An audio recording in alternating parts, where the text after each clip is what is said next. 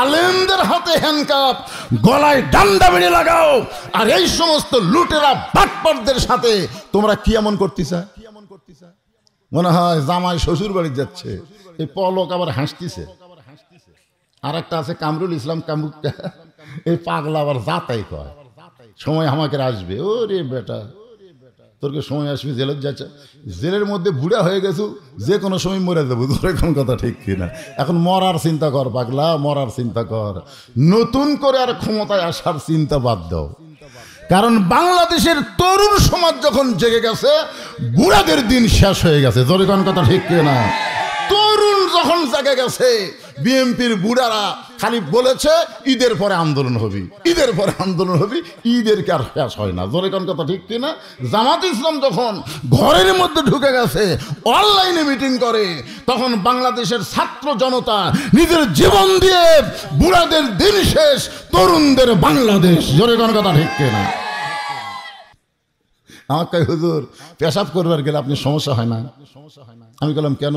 বলে যে বড় যুব্বা, একদিকে সামলাতে আরেক দিকে পড়ে যায়, আপনার সমস্যা হয় না হুজুর? আমি বললাম তোমার খবর কি?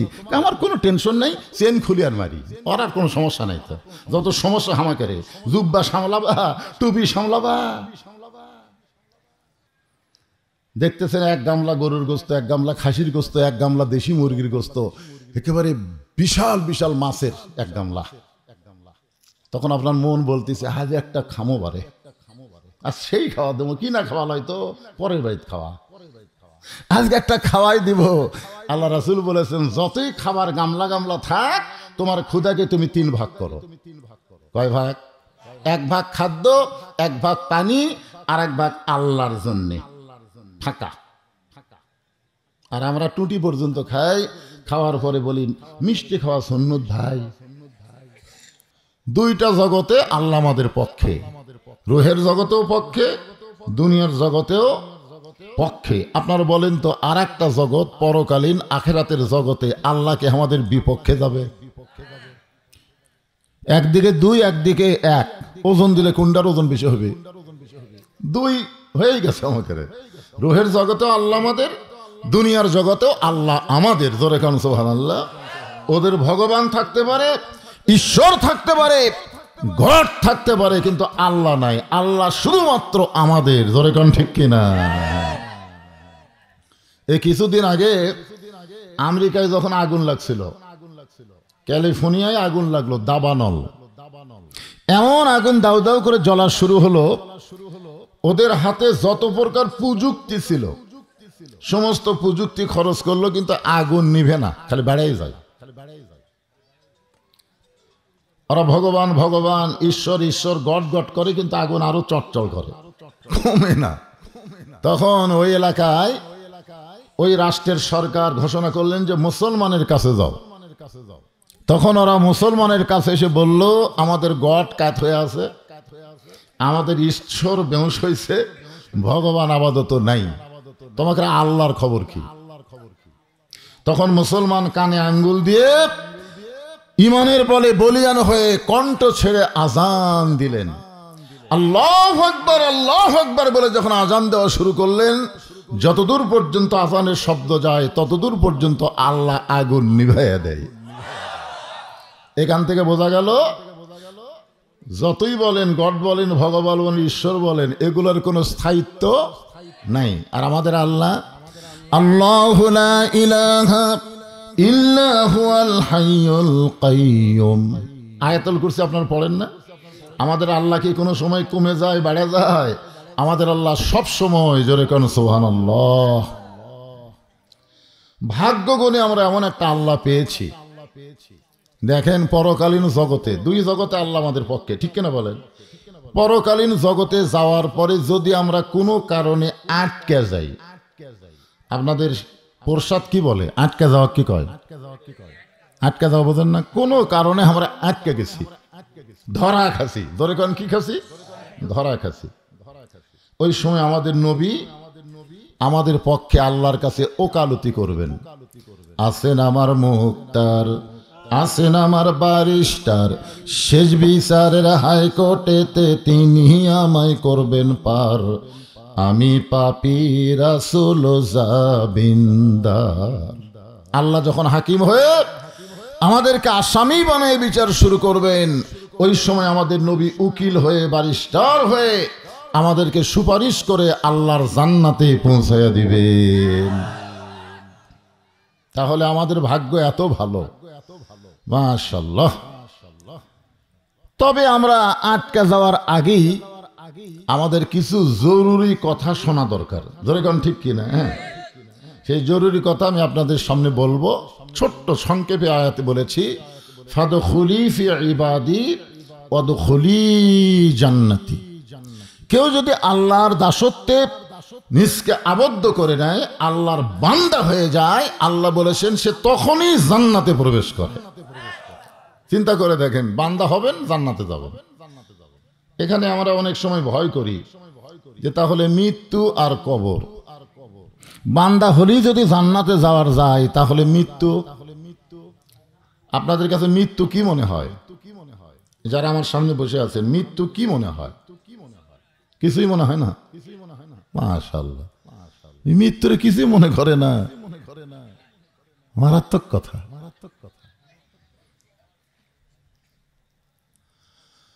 হ্যাঁ, আল্লাহ রাসূল পর্যন্ত মৃত্যু নিয়ে,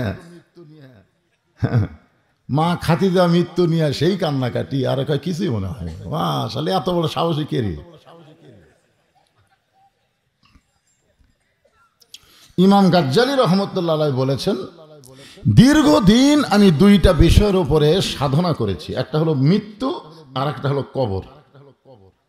এই দুইটা বিষয়ের উপর সাধনা করে আল্লাহ পাক আমাকে জানাইছেন, মৃত্যু নামক যানবাহনের পিঠে চড়ে কবর নামক জান্নাতের দরজা দিয়া প্রত্যেকটা বান্দা আল্লাহর জান্নাতে পৌঁছে যাবে। তাহলে ওনার কথা ঠিক। আপনি তো ইমাম গাজ্জালীর সাথে একেবারে মনের মিল হয়ে গেল। মারহাবা। আসলে আমরা মৃত্যুকে ভয় করি। অনেকে বলে, আরে আজরাইল যে বড় হবি, আমার জান কবজ করবি। আজরাইল কি নিজের ইচ্ছায় জান কবজ করে না আল্লাহর ইচ্ছায়? জোরে বলেন। আল্লাহ কোরআনে বললেন, ইন্নাল্লাযীনা ক্বালু রাব্বুনাল্লাহু সুম্মা ইসতাকামু তাতানাজ্জালু আলাইহিমুল মালাইকা আল্লা তাখাফু ওয়া লা তাহজানু ওয়া আবশিরু বিল জান্নাতিল্লাতী কুনতুম তুআদুন। কোরআনের আয়াত শুনলে ইমান বাড়ে না কমে? তা আল্লাহু আকবার কর না কেন? ইমান বাড়ার লক্ষণ হলো আল্লাহু আকবার জবান দিয়ে প্রকাশ করা, শয়তানকে তাড়ায় দেওয়া। আপনি সারা জীবন সুবহানাল্লাহ সুবহানাল্লাহ আলহামদুলিল্লাহ আলহামদুলিল্লাহ বলেন, শয়তান আপনার কাছেই থাকবে। যদি আল্লাহু আকবার জোরে বলতে পারেন, এত জোরে শয়তান দৌড় দিবে, ওর পিছন দিক দিয়ে বাতাস বের হবে। আমাদের সে আল্লাহু আকবার জবানে আসতে চায় না। হ্যাঁ, যখনই কোরআন আয়াত শুনবেন, জাদাতুহুম ঈমানান, ঈমান বাড়ার লক্ষণ হলো আল্লাহু আকবার বলা। জোরে কোন সুবহানাল্লাহ। এখন আসেন এই ফাদখুলি ফি ইবাদি ওয়াদখুলি জান্নাতি আয়াতকে ব্যাখ্যা করার জন্য আপনাদের সামনে আলোচনার বিষয়, অর্ধ পৃথিবীর খলিফা হযরত ওমর মসজিদের মেম্বরে বসে আছেন, হাজার হাজার সাহাবীকে নিয়ে আলোচনা করতেছেন। মসজিদের মেম্বরে বসে হাজার হাজার সাহাবী নিয়ে কি করতেছেন? আলোচনা করতেছেন। কে করতেছেন? ওমর। যে ওমর সম্পর্কে রাসূল বলেছেন, আমার পরে কেউ যদি নবী হতো, লাউ কানা ওমর, আল্লাহ ওমরকে নবী বানায়া দিত। সুবহানাল্লাহ কোন না কেন?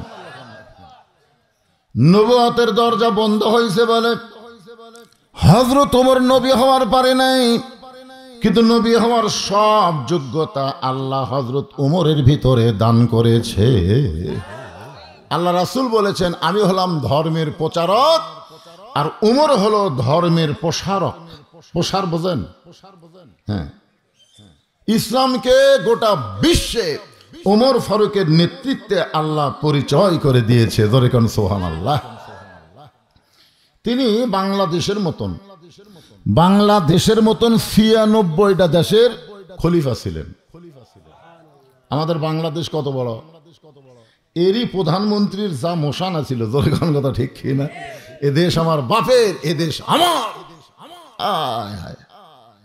অথচ এই বাংলাদেশের মতন ৯৬টা দেশের খলিফা হযরত ওমর মসজিদের মেম্বরে বসে হাজার হাজার সাহাবীর সামনে আলোচনা করতেছেন। কি করতেছেন?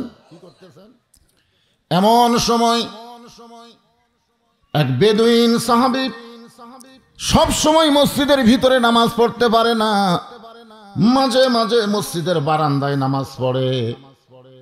সব সময় ৫ ওয়াক্ত নামাজ জামাতে আদায় করতে পারে না, কারণ বেদুইন সাহাবীরা পাহাড়ি এলাকায় থাকে। জোরেকন কোথায় থাকে? পাহাড়ি এলাকায় থাকে। মাঝে মধ্যে জামাতে সামিল হয়, কিন্তু মসজিদের ভিতরে ঢোকার চান্স নাই। অনেক দূরে থেকে আসে, তো আসে দেখে ভিতর ভরে গেছে, এখনো বারান্দায় নামাজ পড়ে। এইরকম একজন বেদুইন সাহাবী বারান্দায় দাঁড়িয়ে বললেন, ইয়া আমিরুল মুমিনিন, আমি একটা আপনার কাছে যাবার চাই। ওমর ফারুক নবীর সুন্নত অনুযায়ী সমস্ত সাহাবীদের বললেন, মাঝখানে রাস্তা করে দাও।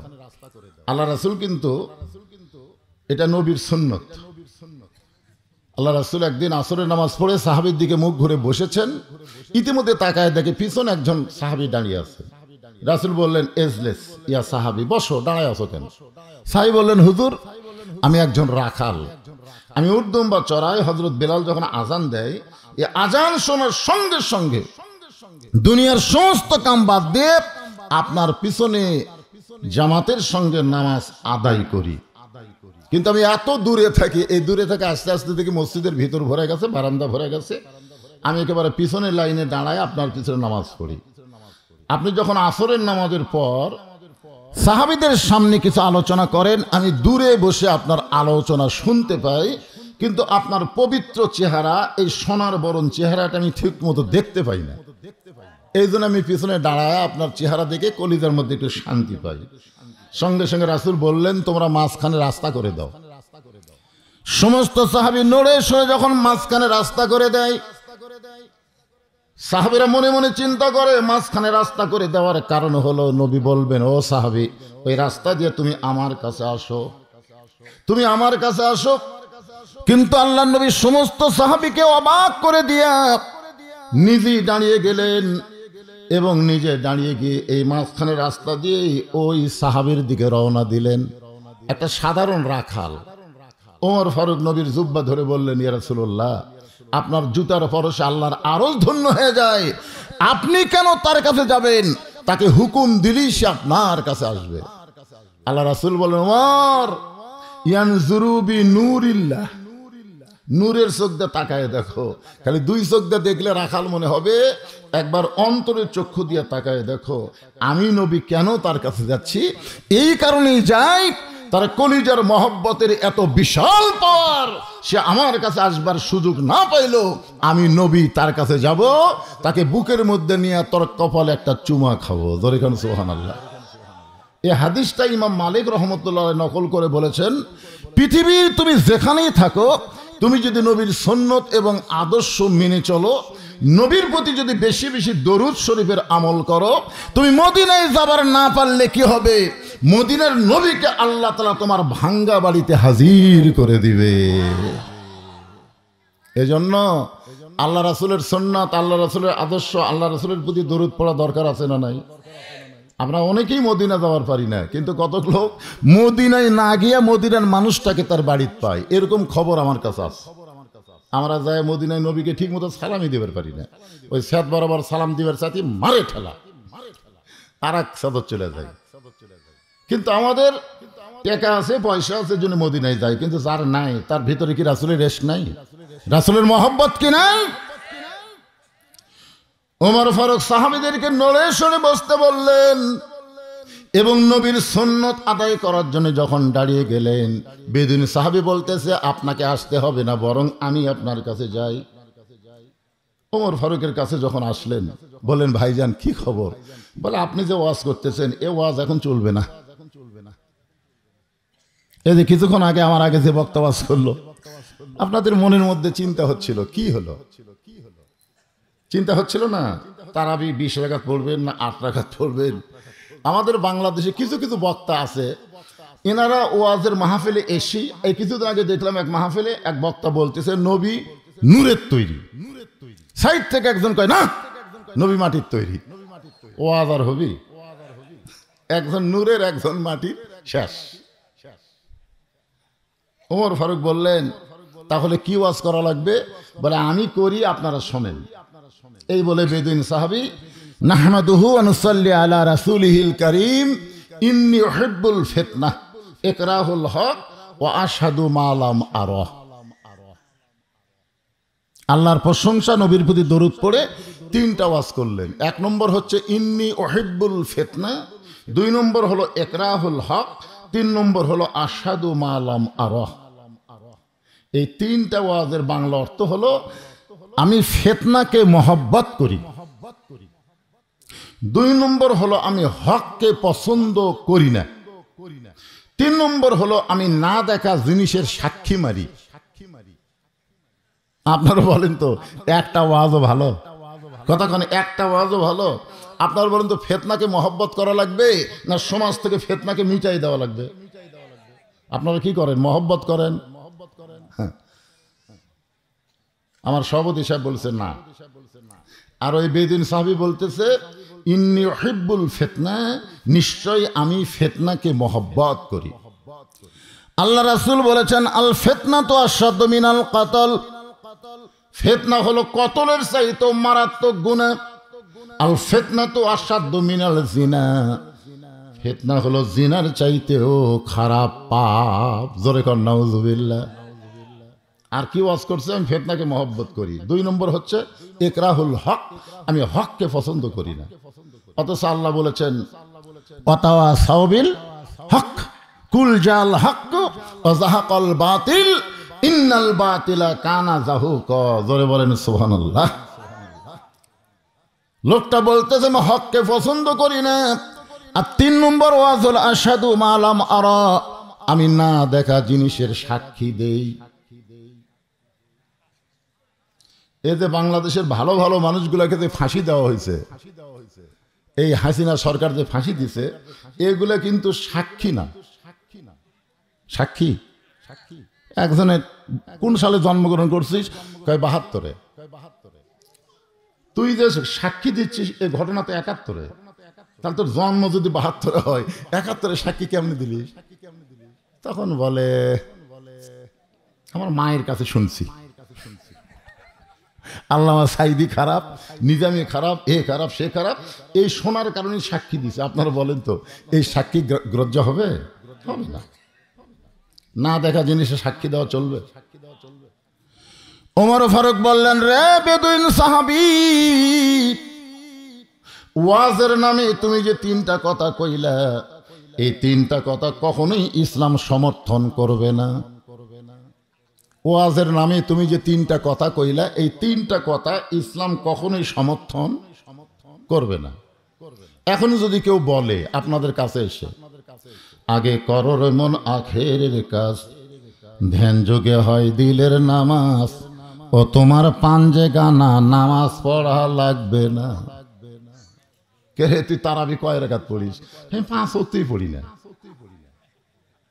তাহলে তোর কোনো সমস্যা নেই, তুই দোয়াল্লিন না জোয়াল্লিন? আমি নামাজই পড়ি না ভাই। যাক, তোর কোনো টেনশন নাই, তুই আমিন জোরে কোস না আস্তে কোস? মসজিদে যাই না, কিসের জোরে আর কিসের আস্তে? বর্তমানে যারা বেনামাজি, এদের মধ্যে কোনো ফেতনা নাই, যত ফেতনা নামাজের মধ্যে। জোরে কোন কথা ঠিক কিনা? হাত বুকত বাঁধবে না হাত লাবির উপর বাঁধবে না হাত তলে দিবে? যারা নামাজ পড়ে না ওরা কুটি বাঁধে। এ কথা কন না কে? যত নামাজি তাদের মধ্যে ফেতনা। এটা দেখে বেনামাজির কয় আমরাই ভালো আছি রে, আমাদের মধ্যে কোনো ফেতনা নেই।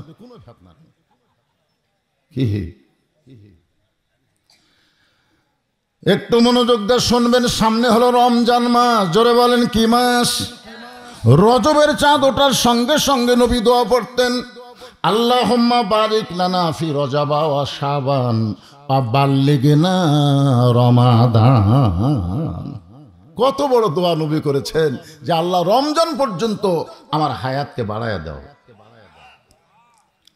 কে কখন মরবে এটা আল্লাহর নবীও জানে না, যার কারণেই বলেছেন বাল্যেগ না রমাদান, রমজান পর্যন্ত আমার হায়াত বাড়ায় দাও। তাহলে রমজান মাস কিসের মাস? এক নম্বর হলো কোরআন নাজিলের মাস।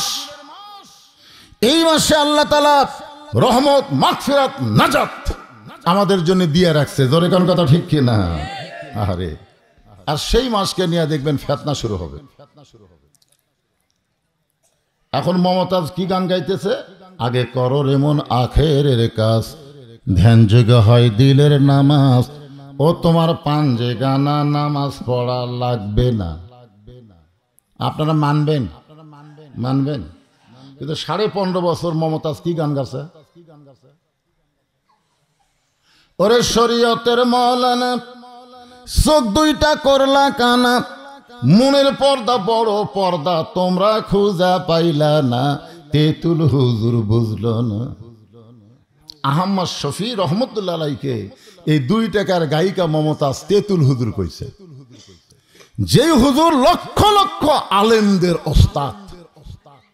আপনারা বলেন তো মনের পর্দা বড় পর্দা না আল্লাহর কোরআনের আইন পর্দা বড় পর্দা? কোনটা পর্দা?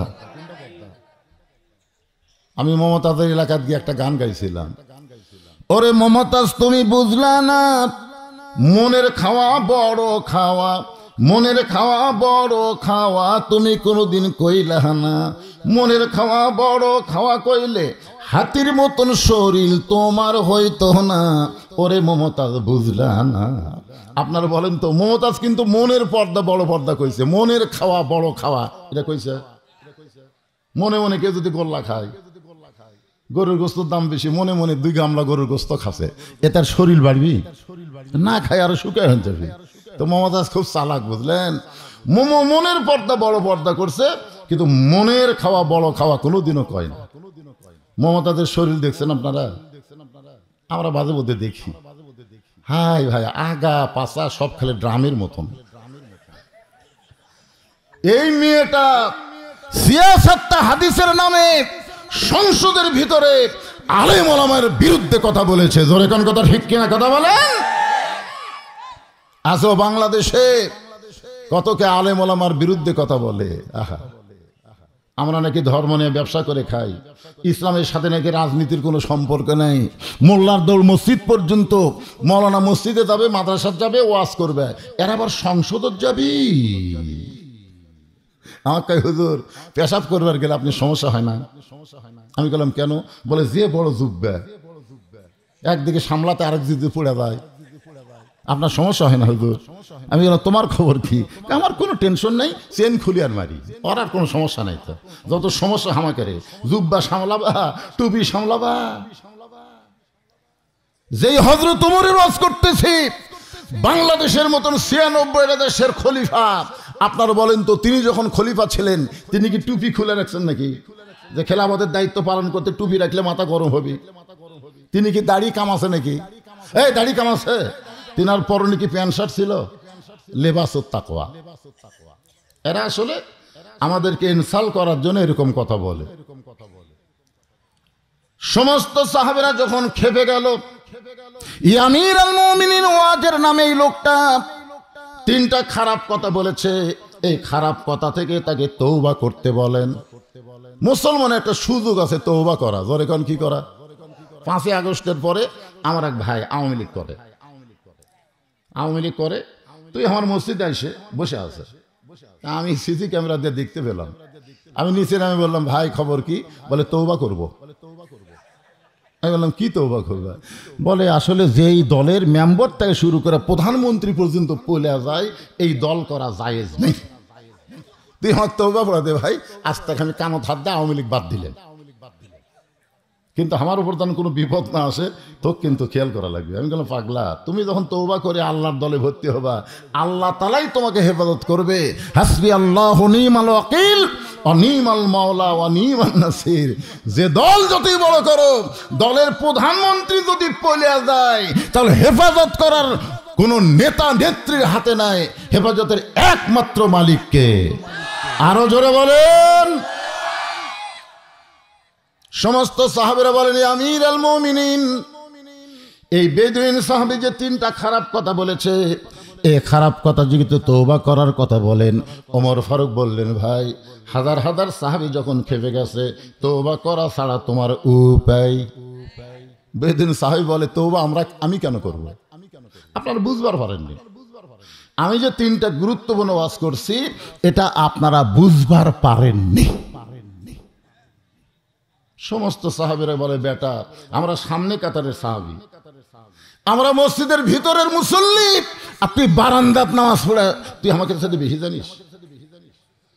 সমস্ত সাহাবী যখন গরম হয়ে যায়, এমন সময় হযরত ওমর নিরাপত্তার জন্য, গণধোলাই থেকে নিরাপত্তার জন্য ওই বেদুইন সাহাবীকে জেলখানায় বন্দি করলেন।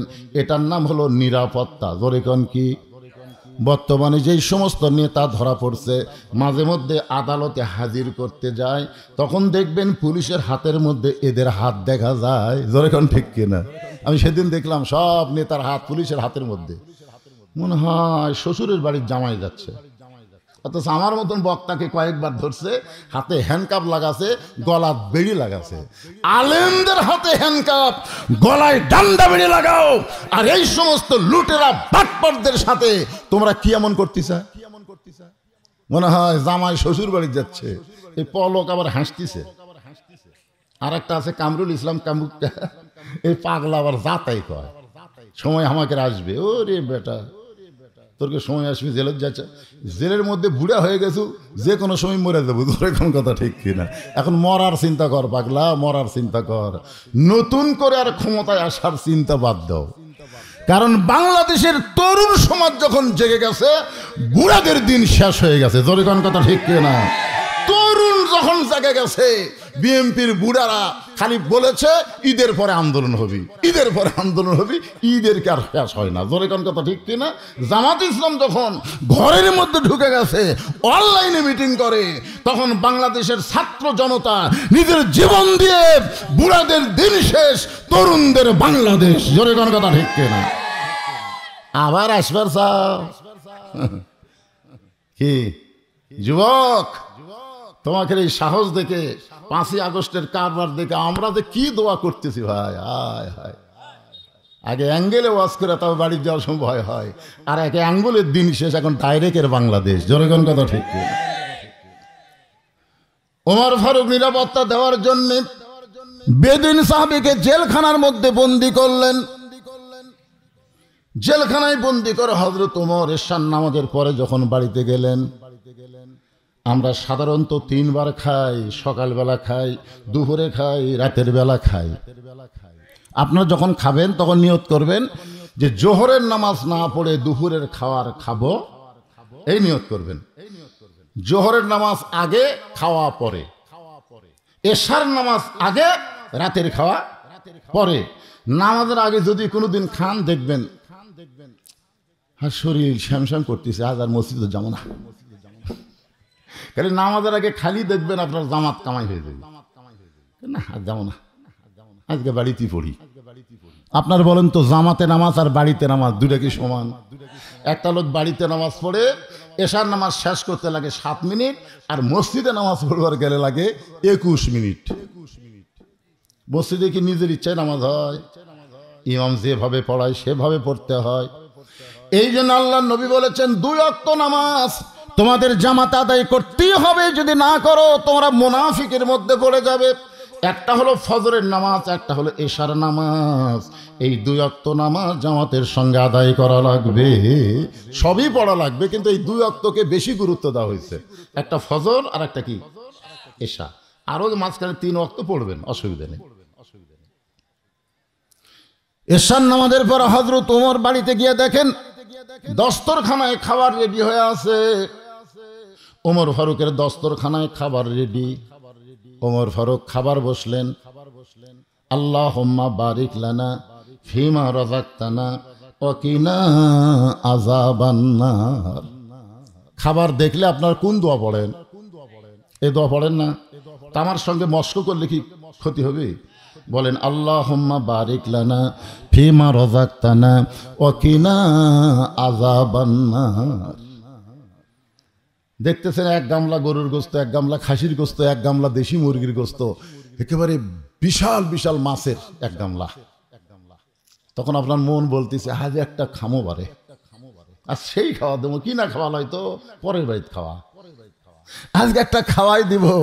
আল্লাহ রাসূল বলেছেন যতই খাবার গামলা গামলা থাক, তোমার ক্ষুধাকে তুমি 3 ভাগ করো। কয় ভাগ? 1 ভাগ খাদ্য, 1 ভাগ পানি, আর 1 ভাগ আল্লাহর জন্যে ফাঁকা। আর আমরা টুটি পর্যন্ত খাই, খাওয়ার পরে বলি মিষ্টি খাওয়া সুন্নত ভাই। নবীর তরিকা হলো ক্ষুধাকে 3 ভাগ করা লাগবে। নবীর তরিকা না মেনে ইচ্ছা মতো খাওয়ার পরে বলে মিষ্টি খাওয়া সুন্নত। ওমর ফারুক দোয়া পড়ে বিসমিল্লাহ বারাকাতিল্লাহ বলে রুটি ছিঁড়ে হালুয়া নিয়ে যখন মুখে দিবার চায়, এমন সময় বিবেক বলতেছে ইন্নাল্লাহা ইয়ামুরুকুম আন তুআদ্দুল আমানাতি ইলা আহলিহা ওয়া ইযা হাকামতুম বাইনান নাস আন তাহকুমু বিল আদল। ওমর, তোমাকে ক্ষুধা লাগতেছে আর তুমি খাইতেছো, কিন্তু যাকে কারাগারে বন্দি করছো সে খাইছে কিনা একবার খবর নিছো। সুবহানাল্লাহ কবেন না? কি বুঝলেন? যে আয়াতে কারিমা তেলাওয়াত করলাম, কি বুঝলেন? ইন্নাল্লাহা ইয়ামুরুকুম আন তুআদ্দুল আমানাতি ইলা আহলিহা ওয়া ইযা হাকামতুম বাইনান নাস আন তাহকুমু বিল আদল। কি বুঝলেন? ওমর, তোমার ক্ষুধা লাগতেছে, তুমি রুটি হালুয়া খাইতে চাও, কিন্তু যাকে কারাগারে বন্দি করছো সে খাইছে কিনা একটা বার কি খবর নিছো? সঙ্গে সঙ্গে ওমর ফারুক রুটির জায়গায় রুটি, হালুয়ার জায়গায় হালুয়া টোপলা করে ওই বেদুইন সাহাবীর জন্য নিয়ে জেলখানার দিকে যখন রওনা দেয়, জেলখানার দরজায় গিয়ে বলতেছে ভাইজান তোমার জন্য খাবার সরবরাহ করতেছি। বেদুইন সাহাবী মুচকি মুচকি হাসে। আল্লাহর কোরআন দিয়ে যখন রাষ্ট্র চলবে, জেলখানার কয়েদি খাবার পাবে, কিন্তু নেতার ভাগ্যে খাওয়া না।